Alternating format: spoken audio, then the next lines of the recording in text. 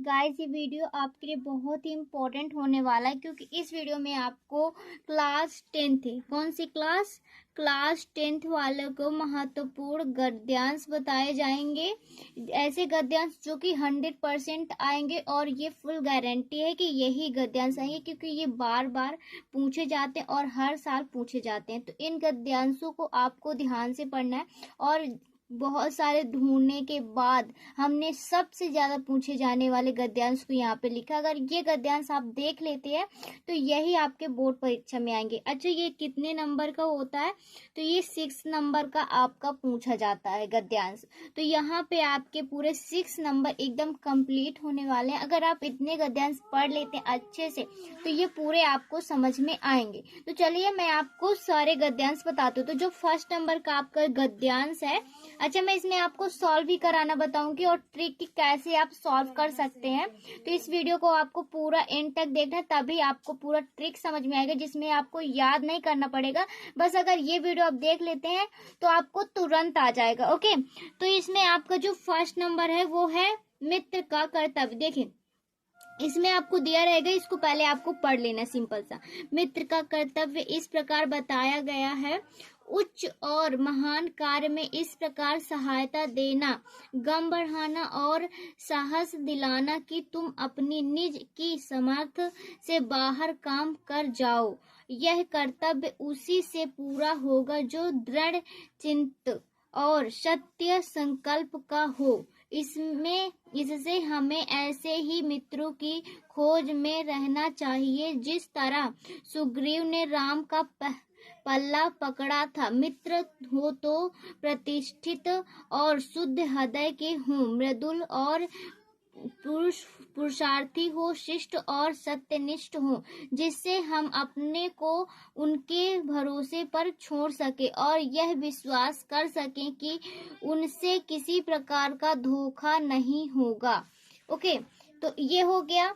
अब देखिए अब कैसे आपको करना है। इस तरह आपको दिया रहेगा, कुछ इस तरह अंडरलाइन रहेंगी। ओके, इस तरह आपको दिया जाएगा।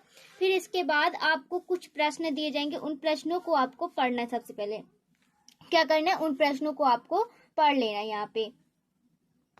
तो इन प्रश्नों में आपको देखिए पहला नंबर आपका रहेगा उपयुक्त गद्यांश का संदर्भ लिखिए, यानी आपको इसमें इसका संदर्भ लिखना है। अभी मैं आपको बताऊंगी कि कैसे आप संदर्भ लिखेंगे, बहुत ही इजी ट्रिक है। ठीक है, एक बार बस आपको देखना है। पहले आप ये देख लीजिए कौन कौन से गद्यांश बहुत ज्यादा इंपॉर्टेंट यही आएंगे, तो इसे आप तैयार कर लेंगे।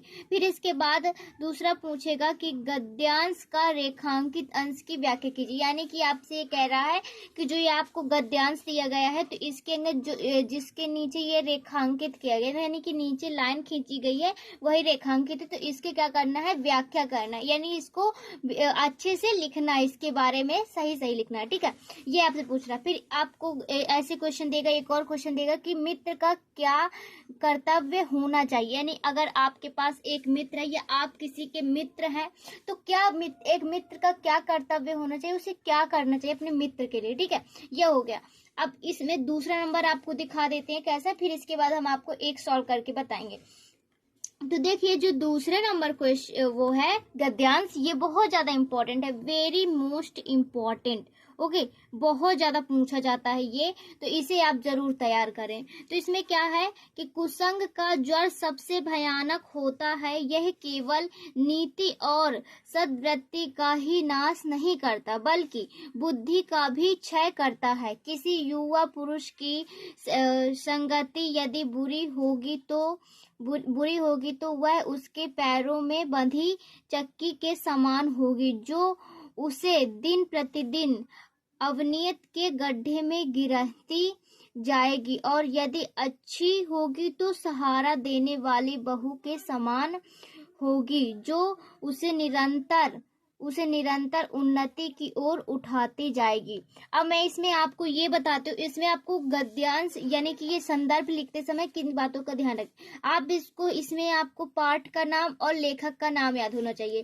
तो ये मैं बता देती हूँ कौन से लेखक का है। तो ये इसका जो चैप्टर है वो मित्रता चैप्टर से लिया गया है, और इसके लेखक कौन है, इसके लेखक हैं इसके लेखक है आचार्य रामचंद्र शुक्ल जी। ठीक है, तो इन बातों का आपको ध्यान रखना। फिर दूसरे के कौन से चैप्टर का, तो ये भी आपका मित्रता चैप्टर से है और इसके लेखक है आचार्य रामचंद्र शुक्ल जी। ठीक है, तो ये आपको याद रखना है।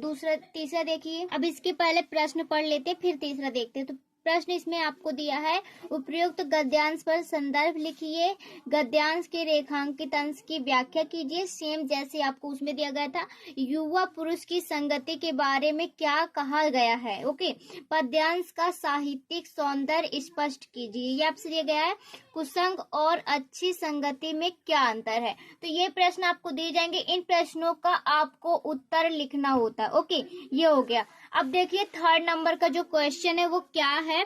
तो थर्ड नंबर का आपका क्वेश्चन है कि रोहतास दुर्ग के प्रकोष्ठ में बैठी हुई युवती ममता सोन नदी के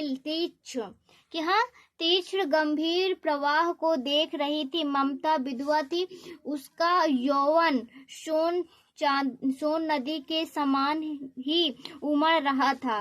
मन में वेदना, मस्तक में आंधी, आंखों में पानी की बरसात लिए वह सुख के कंटक शयन में विकल थी। वह रोहतास दुर्गपति की मंत्री चूड़ामणि की अकेली दुहिता थी। फिर उसके लिए कुछ अभाव होना असंभव था, परंतु वह विधवा थी। हिंदू विधवा संसार में सबसे तुच्छ निराश्रय प्राणी है। तब उसकी विडंबना का कहाँ अंत था।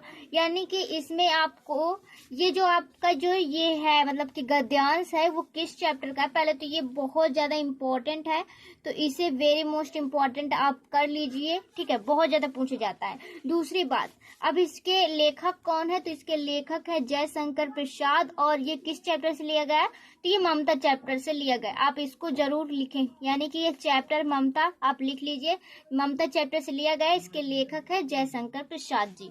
ठीक है, अब इसके प्रश्न देखिए क्या दिए गए हैं, प्रश्न पढ़ लेते हैं।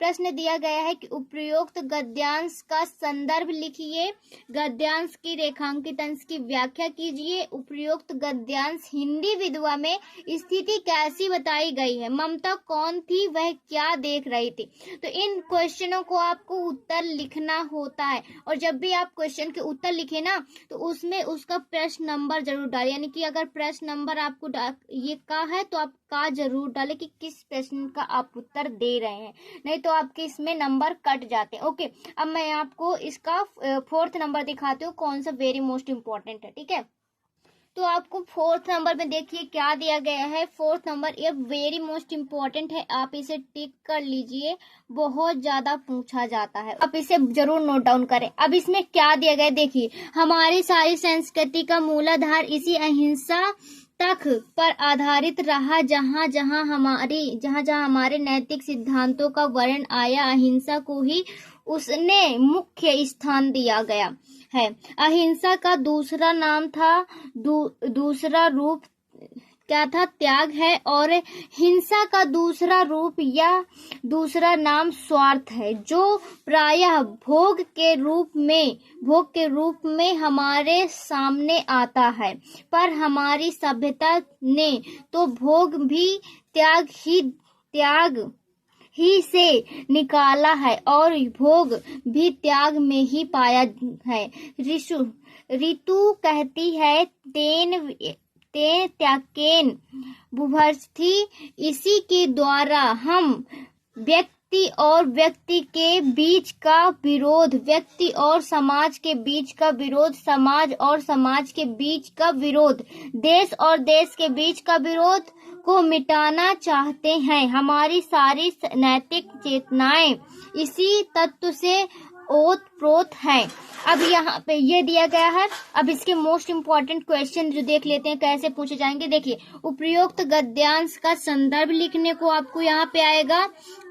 गद्यांश के रेखांकित अंश की आपको इसमें व्याख्या करनी होगी। हमारी सभ्यता की विशेषता क्या है, इसे आपको करना होगा। स्वार्थ के क्या क्या दुष्परिणाम हैं। ओके, तो ये हो गया, ये सारे क्वेश्चन आपसे पूछे जाएंगे। अब ये किस चैप्टर का है, तो ये आपका भारतीय संस्कृति चैप्टर का है और इसके लेखक डॉक्टर राजेंद्र प्रकाश जी हैं।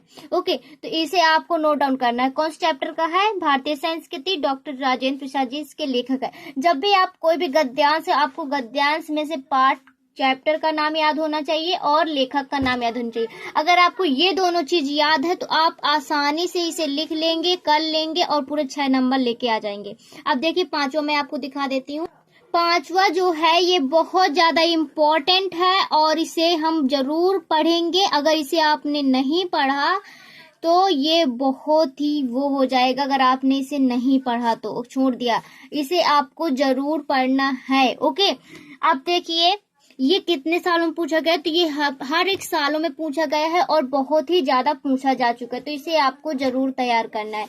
अब इसमें दिया गया है दूसरी बात जो इस संबंध में विचारणीय है वह यह है कि संस्कृति अथवा सामूहिक चेतना ही हमारे देश के प्राण है। इसी नैतिक चेतना के सूत्र से हमारे नगर और ग्राम, हमारे देश और संप्रदाय, हमारे विभिन्न वर्ण और जातियां आपस में बंधी हुई है। जहां उनमें सब तरह विभिन्नताएं हैं, वहां उन सब में यह एकता है। इसी बात को ठीक तरह से पहचान लेने से बापू ने जन साधारण को बुद्धिजीवियों के नेतृत्व में क्रांति करने और तत्पर रहने के लिए इसी नैतिक चेतना का सहारा लिया था। ओके,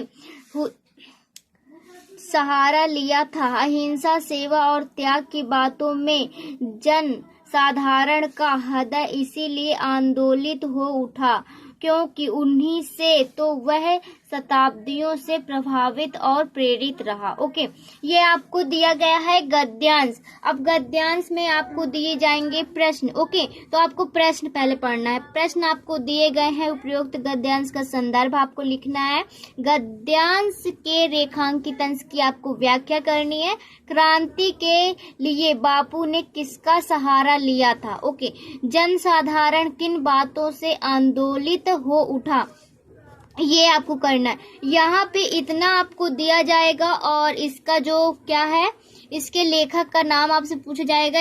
इतना आपको याद है तो आपको कुछ याद करने की जरूरत ही नहीं है। ओके, बस इतना ही आपसे पूछा जाएगा, तो इतना ही आपको तैयार करना है। अब आप इसे कैसे सॉल्व करेंगे तो मैं आपको दिखाती हूँ।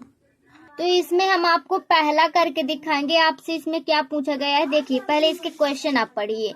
आपको इसमें पूछा गया है उपयुक्त गद्यांश का संदर्भ लिखिए। क्या पूछा गया है? उपयुक्त गद्यांश का संदर्भ लिखिए। तो आपको इसमें इसका सबसे पहले प्रश्नोत्तर नंबर का डाल के इसका संदर्भ लिखना है। तो देखिए इसका संदर्भ हम आपको दिखा देते हैं, कैसे लिखेंगे आप। ये आप इसमें डालेंगे प्रश्नोत्तर संख्या 1 का। ओके, प्रश्नोत्तर संख्या 1 का आप इसमें डालेंगे।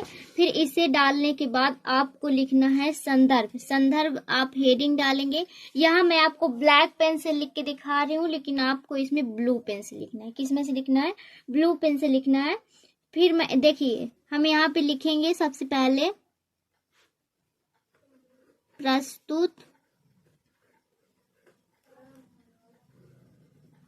प्रस्तुत गद्यांश। आप इसी तरह लिखिएगा, बहुत ही इजी ट्रिक है, ठीक है। हमारी पाठ्य पुस्तक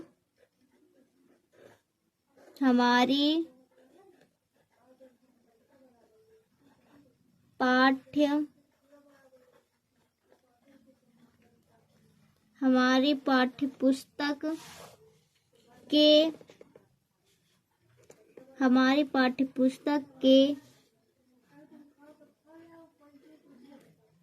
गद्य खंड, किसमें? गद्य खंड। ऐसे ही आपको लिखना है, बिल्कुल ऐसे ही पूरे के पूरे नंबर आपको मिलेंगे। में संकलित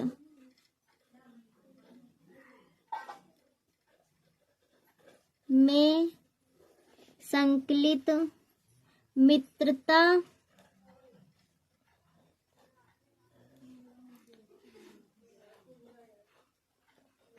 नामक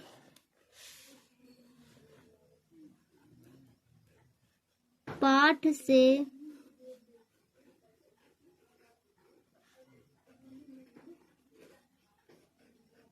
लिया गया है।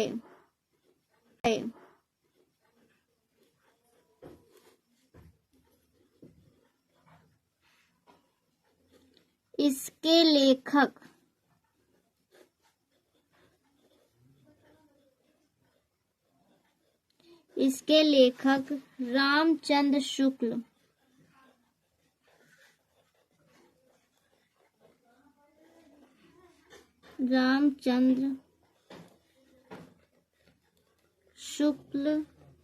जी हैं।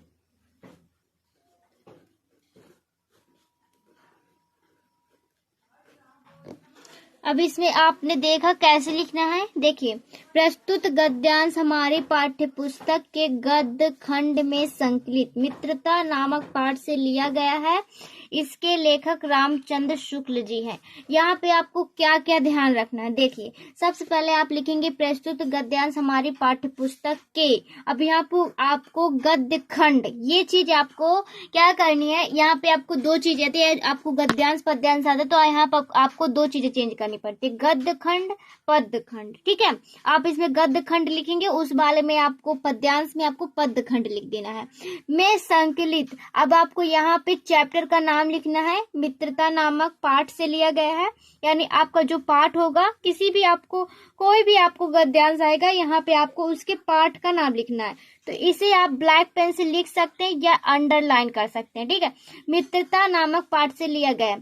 इसके लेखक, ये इतना हो गया आपको। फिर इसके लेखक, जो आपके लेखक है, जिस चैप्टर से आप कर रहे हैं, तो उसका लेखक लिख दें। इसका ब्लैक पेन से लिखना है, इतना ब्लैक पेन से, इस चीज को ब्लैक पेन से लिखना है, या अंडरलाइन आप कर सकते हैं, जो आपको सही लगे।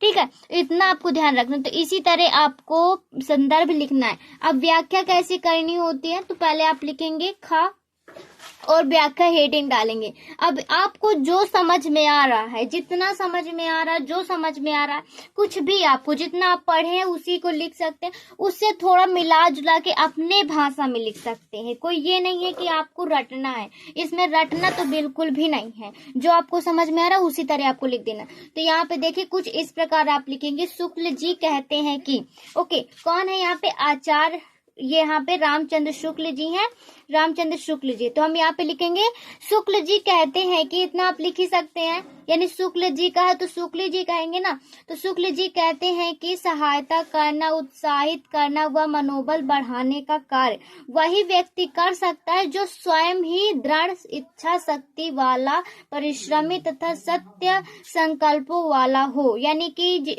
दूसरों को उत्साहित वही कर सकता है जो परिश्रमी हो तथा खुद संकल्पों वाला हो। ओके, इसे आपको ध्यान रखना। फिर इसके बाद आप लिखेंगे यहाँ पे, अतः मित्र बनाते समय हमें ऐसे ही व्यक्ति को ढूंढना चाहिए जो हमसे भी अधिक साहसी, परिश्रमी, दृढ़ इच्छा शक्ति वाला व उच्च आत्मबल वाला हो। ये आपको लिखना है।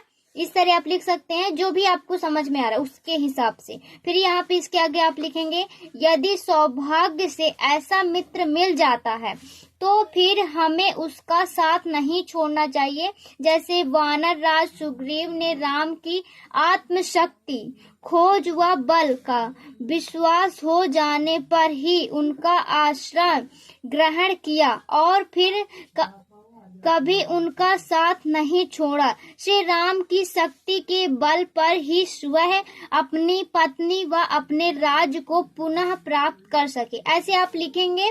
फिर उसके बाद, श्री राम जैसा मित्र पाकर तो सुग्रीव धन्य हो गया था। ऐसे व्यक्ति पर हम यह विश्वास कर सकते हैं कि हमें उससे किसी प्रकार का धोखा नहीं मिलेगा। ओके, तो इस प्रकार जिस तरह आपको समझ में आ रहा है उस तरह आप लिख सकते हैं। फिर आपको अगला क्वेश्चन क्या दिया था, अगला क्वेश्चन यहाँ पे है, मित्र का क्या कर्तव्य होना चाहिए। यानी आपको मित्र के कर्तव्य के बारे में, यहाँ पे आपको क्या करना है, मित्र के कर्तव्य के बारे में बताना। तो इसमें आप लिखेंगे, सच्चे मित्र का कर्तव्य है कि वह अपने मित्र को निम्नलिखित गुणों से अवगत कराए, जैसे शिष्ट आचरण करने की सीख दें, दूसरा नंबर है सत्यनिष्ठ बनने की प्रेरणा दे। ओके, फिर अगला आप पॉइंट वाइज लिख सकते हैं, बुरे मार्ग से हटाकर अच्छे मार्ग पर ले जाए। ये सब इतनी सारी बातों को तो आप खुद ही लिख सकते हैं, आपको पता होती है कि अच्छे मित्र को क्या करना चाहिए। तो इसी प्रकार आपको उत्तर लिखने होते हैं। यहाँ पे हमने आपको व्याख्या करना सिखा दिया और संदर्भ लिखना भी बता दिया, ठीक है। तो कुछ इस प्रकार आप इसका चाहें तो स्क्रीनशॉट ले सकते हैं इसकी व्याख्या की और इसके सारे प्रश्न की। ओके, तो क्लास 10th वाले स्टूडेंट को जरूर ध्यान रखना, ये आपके 6 नंबर का क्वेश्चन है, तो इसे बिल्कुल भी आपको छोड़ना नहीं है, ठीक है। और इसके बाद आपका महत्वपूर्ण पद्यांश पर भी वीडियो आने वाला है, तो इसमें जल्दी जल्दी कमेंट कर दीजिए कि आपको वीडियो कैसा लगा और किन किन टॉपिक पर आपको समस्या हो रही है, उन पर आपको वीडियो दे दिया जाएगा। तो सभी लोग अब जल्दी से जल्दी तैयारी करना शुरू कर दीजिए, क्योंकि पेपर आ गए हैं आपके। अगर अब आपने कोई भी इसमें वो किया, मतलब कि पढ़ाई नहीं की, तो आपकी पूरा भविष्य खराब हो सकता है। तो हम आपको सही राय देंगे कि आप अच्छे से पढ़ाई करिए, फालतू चीजों में ध्यान न दीजिए। और यहाँ पे आपको बड़े बड़े नंबरों को, यानी कि जो आपके 6 नंबर के, 5 नंबर के और 4 नंबर के, 9 नंबर के, इतने नंबर के प्रश्नों को आपको जरूर ध्यान देना है, क्योंकि आपको कम तैयारी में ज्यादा नंबर आप ले आएंगे, तो उन चीजों को आपको ध्यान रखना है। ओके, तो हमारे चैनल को सब्सक्राइब कर लीजिए, क्योंकि इससे रिलेटेड आपको सभी वीडियो मिलती रह जाएंगे। वीडियो एग्जाम तक आपको हर एक चीज की वीडियो मिलेगी, तो हमारे चैनल को सब्सक्राइब कर लीजिए, वीडियो को लाइक जरूर करिए और प्यारे प्यारे कमेंट कीजिएगा, ताकि हम उन्हें पढ़ें और हमें अच्छा लगे। तब तक के लिए